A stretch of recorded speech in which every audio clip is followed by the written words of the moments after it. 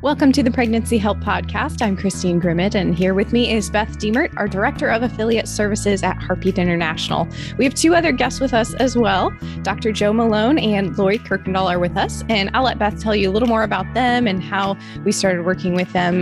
But let me first mention that this episode's sponsor is Heartbeat International's online academy, with hundreds of training opportunities available on a variety of topics such as sexual integrity, which we'll be talking about today in this episode.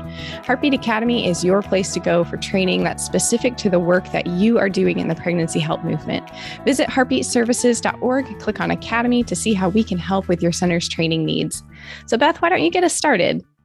Thanks, Christine. Dr. Joe, Lori, thank you so much for being here with us this morning. I'm really looking forward to this conversation with you. I wanted to start this morning. I've been contemplating this as we've thought about having this conversation. I want to start with Heartbeat's vision. I was in a meeting recently where this was pointed back to, and it made me think of talking with you all this morning. Heartbeat's life-saving vision is a world where every new life is welcomed and children are nurtured within strong families, according to God's plan, so that abortion is unthinkable. And the idea that we can reach her far before she would ever need to come into a pregnancy center and educate her about her sexuality just means that abortion for her is never going to be an issue because she's going to follow God's plan for her sexuality. And that's exciting. And that's where you two come in because you have been such a strong voice in this area. You've been around for a long time, Lori, and Joe, you're just sort of new to the movement, which is exciting in itself. So why don't we take a minute and have you just share with our listeners your background. Lori, do you want to go first? Be happy to. Thank you so much for having me. So I love to share my background in pregnancy help work because my first job out of college in 1995 was at the Women's Pregnancy Center. This was in the Houston, Texas area. And I was new to pro-life. I was new to the work of pregnancy help centers and quickly drawn in by God's good leading to offer what I had learned in my undergraduate training in the field of health education, community health education. And I remember so clearly the pregnancy center's director when she said to me, "We want to reach the girls before they need us." And it was from that point that we started a prevention and outreach program from within the center ministry. And I think it's been a really important part of the compassion of pregnancy center work to be working upstream, in a sense, with a prevention message that complements our work in the center in those crisis valley decision moments. And then also, I think our post-abortion work is really the full gamut of a spectrum of reaching out into our hurting world around these important topics.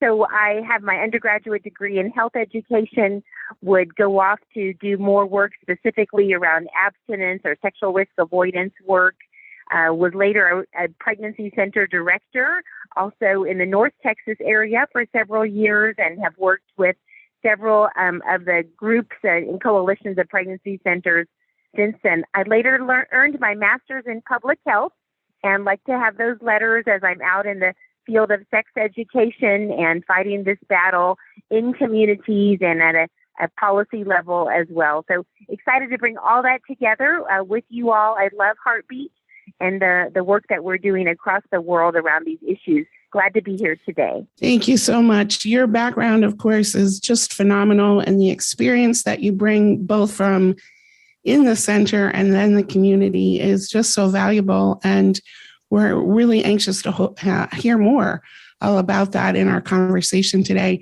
Dr. Joe, you're a little bit of a newcomer to the movement. I think we first got connected about a year ago, and it actually was a connection that was made through Lori. So thank you, Lori, for sending Dr. Joe our way. He has been contributing in some of our publications here at Heartbeat. He helped us with a manual edit to understand more about sexual health and wellness and sexual integrity. He spoke at our conference in Jacksonville just a few months ago. And we're looking forward to other plans that we have in the works with Dr. Joe. He has a little bit of a different background. Dr. Joe, why don't you fill our listeners in on who you are and how you got here? Glad to. Thanks, Beth. Mine isn't nearly as direct as Lori's is, and God's brought me here in a really roundabout way, but and it's a long story, but I'll make it very quick. I've been into fitness, health and wellness fitness for a long time, worked in that industry, went from there, got a chance to teach at the university here near us in Nashville. Went there, discouraged from the fitness industry because there had been so much unhealthy heart attacks, that type of thing I had to deal with personally. And so I came across some research about girls and young women when they got pregnant, how important their health state is when they're pregnant, and how much that influences the child's entire life. If they're really healthy, the child has a much better chance of having a long, healthy life as well, because things get constructed in the womb in positive ways. So I created a program at this university I was teaching at, a women's health program, might say. And through that, had 5 years of classes, had 12 years of teaching overall and 5 years of classes with women exclusively. Learned a lot about them from that situation.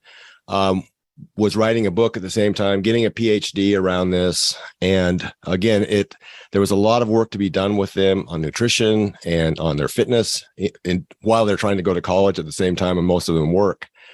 But this other issue came up, this hookup culture issue that they made me aware of for the first time. So my direction changed. I felt like God was talking to me about this casual sex situation was really more ruinous to them than any of these other things that I'd been dealing with. So my committee allowed me to change in the direction of sexual wellness, and ended up coming out with a PhD that specializes in that. Along the way, offended a lot of people by insisting that males and females are physiologically different. And there were a lot of other issues that go along with that, the gender ideology. Ended up getting canceled there at that university. And so I ended up with all this knowledge and this inspiration to try to do something to help these young women, and really no place for it to go as far as teaching. So, but then as you were saying, spoke with Lori about it, and she referred me to you guys, and I learned about the pro-life movement and became inspired by it. And I'm so happy to be here now and being able to use this knowledge that God has allowed me to learn. That can be so helpful, I think, especially young women, as you were saying, Beth, to learn about themselves and understand themselves, as well as the opposite sex, as well as the guys in their lives.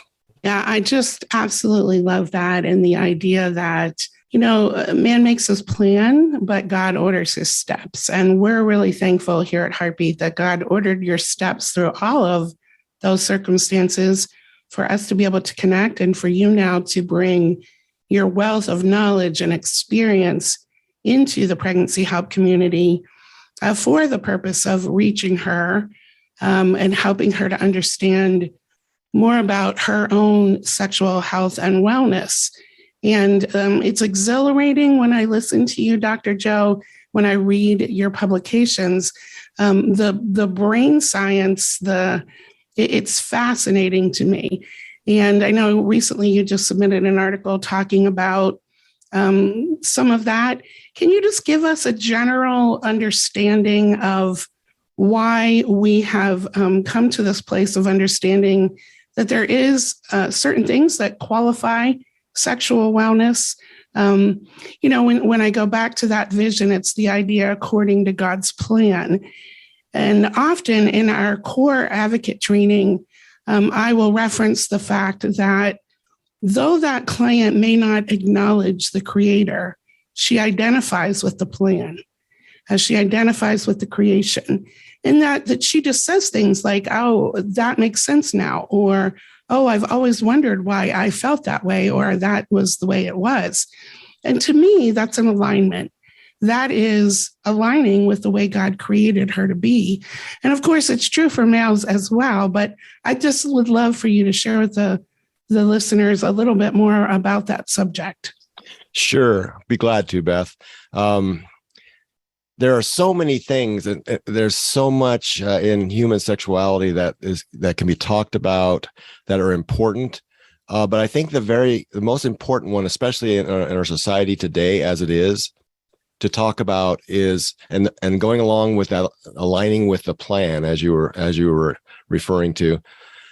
Young women, girls and young women, let's say teenage girls and young women, need to understand that the way courtship was done in the past, where again, a young woman was, picked up for a date and they went to the movies and they had maybe a little dinner afterwards, that type of thing, dropped off, and there was no sex involved. Again, premarital sex was frowned on by the whole society up until, the early to mid 1960s. And there were guardrails in place that the society had, which were based on Judeo-Christian ethics, basically, and beliefs.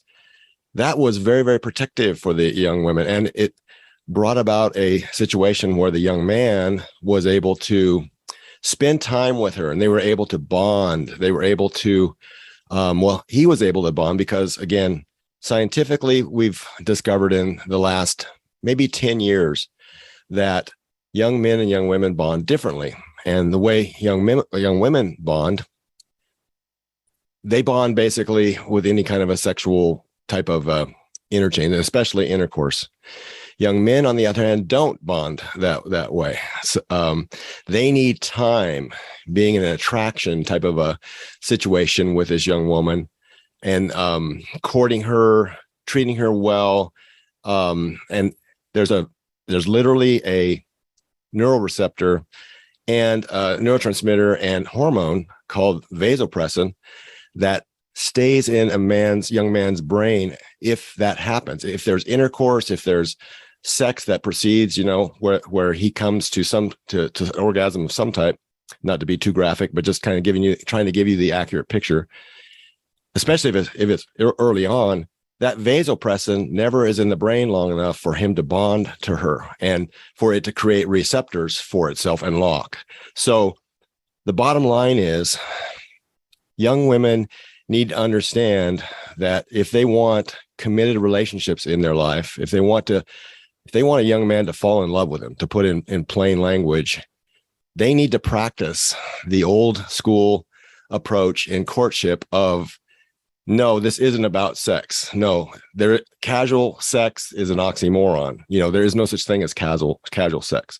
And if they want to understand that they have the superpower, and the superpower in this case is for them to insist on courtship, romance, engagement, marriage, and then sex. Because in that order, a young man will bond with her biochemically, and it'll be a situation where there's a mutual respect, mutual love, mutual sexual empathy, and children will come from that. And every time every step of commitment, young women need to understand, every step of commitment that young man makes lowers his testosterone.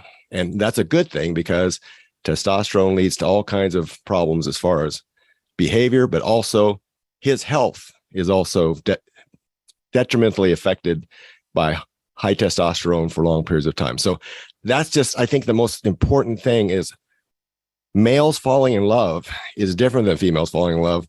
And the females need to understand they hold the key in that situation. Okay, that is just absolutely fascinating. And again, whether or not they acknowledge the creator, and identify with the design. And so the female knows that's what she wants. And she has that superpower. I love how you say that, the superpower to make it happen simply by choosing not to get involved in hookup culture, not to get involved in casual sex, but to truly make her longings come true by avoiding sexual intercourse with a man until he's fallen in love with her. You got to love that. All right, Lori, I know you know all of these things and have been involved in a lot of what makes this happen and in the center and with clients, but you've been really instrumental in helping our centers take this message not just in the consulting room, but out to the community. And you've helped centers, and you've done this yourself, in creating a community education program on sexual integrity and sexual wholeness and wellness. Talk to us about that a little bit. Well, I like to think about pregnancy help centers as a beacon of light and hope in the community. And with the information we know from caring for men and women facing crisis pregnancies, I feel like it's almost an obligation that we have to go out to schools, to churches, to community groups with a prevention message that takes the very design that we've just been speaking of, God's good design for family formation, for healthy relationships, for physical, mental, emotional, relational, and spiritual health.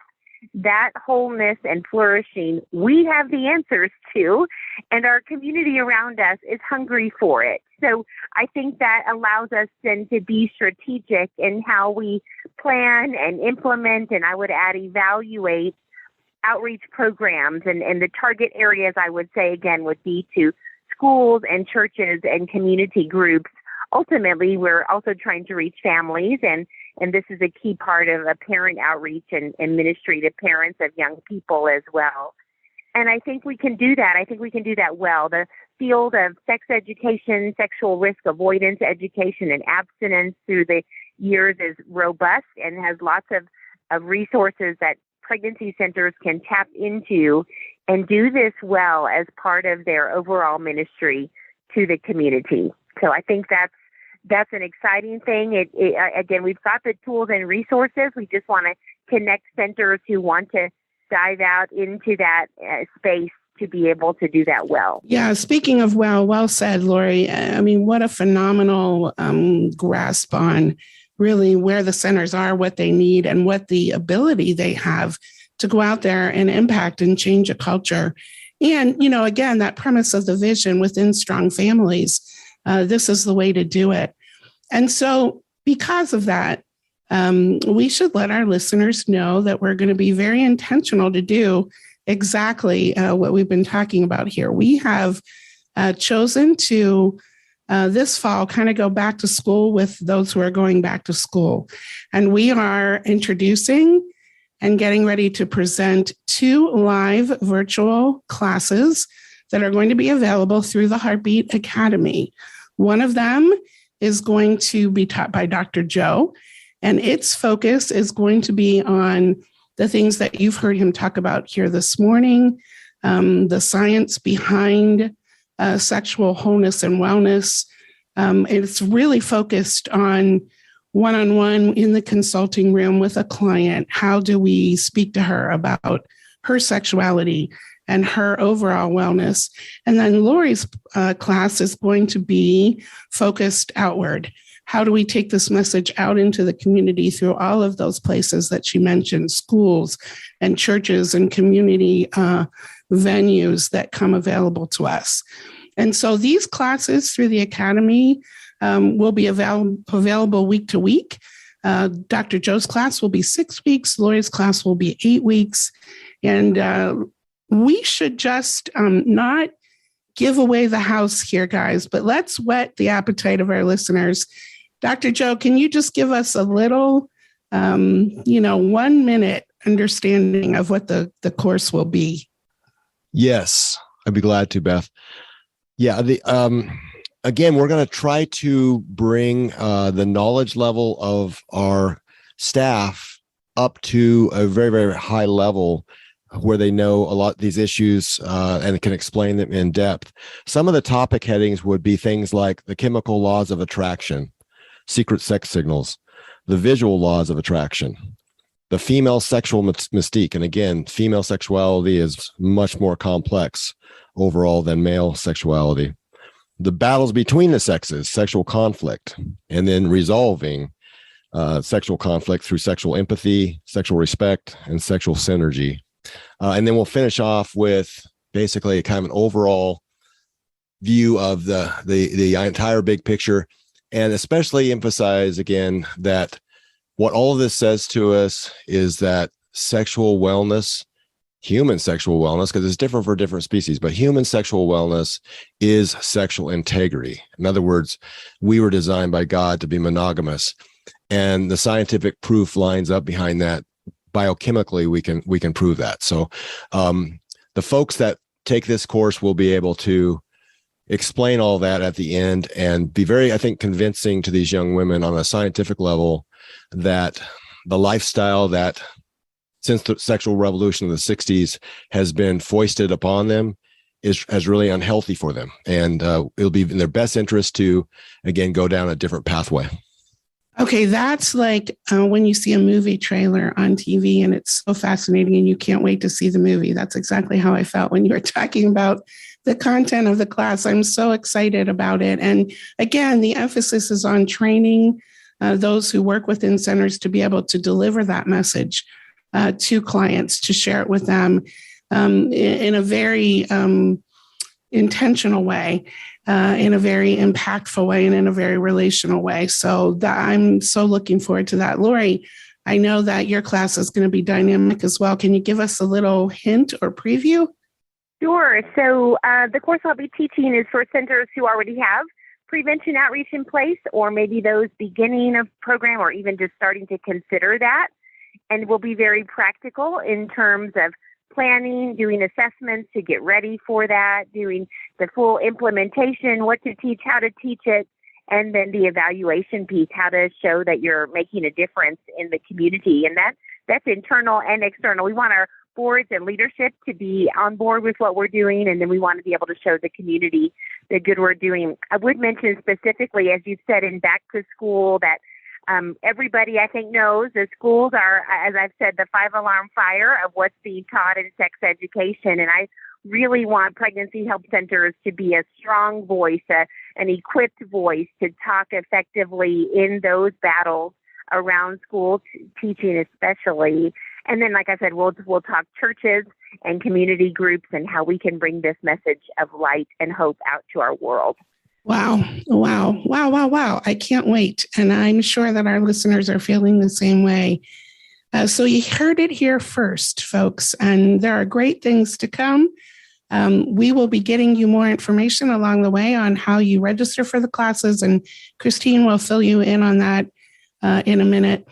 Both of you are such leaders in the pregnancy help community. I am so appreciative of your background, of your education, and what you bring to the table, and your willingness to share it through the Heartbeat venue and through our academy. So thank you so much for all you do, for being here this morning, for what's to come. We know that we are going to really bless our constituency with these 2 courses. I was thinking this morning as I was getting ready to come into the office about this topic in young people, and I have a nephew who is headed off to college for the first time today. My brother's driving him from Pennsylvania to North Carolina, so he's going a little bit far away. And I was praying for him along these lines of just being well at school. And so it's very near and dear to my heart this morning, as well as all of those in the community that I know will be blessed. So again, thank you for what you do. Thanks for being here with us this morning. Christine, we'll turn it back over to you. Thank you, Beth. This is so exciting to know we have this in the future. So think fall, think back to school, think sexual integrity classes. You can find out more when registration opens. We will have the links online at heartbeatservices.org. Click on Academy. We have a listing of upcoming webinars, trainings, and these will be included when registration is open. So Dr. Joe's course begins in October, towards the end of October, and Lori's begins towards the end of September. So we have a little bit of time. We'll be opening registration soon. If you're not receiving emails from Heartbeat International about Academy trainings, updates from Heartbeat, please contact us. We'd love to get you on that list because we want you to be the first to know when those open up. So contact Heartbeat at support@heartbeatinternational.org if you're not receiving those emails and you would like to. So with that, thank you everyone for joining us. Be sure to subscribe so that you don't miss an episode of the Pregnancy Help Podcast. And thanks for listening.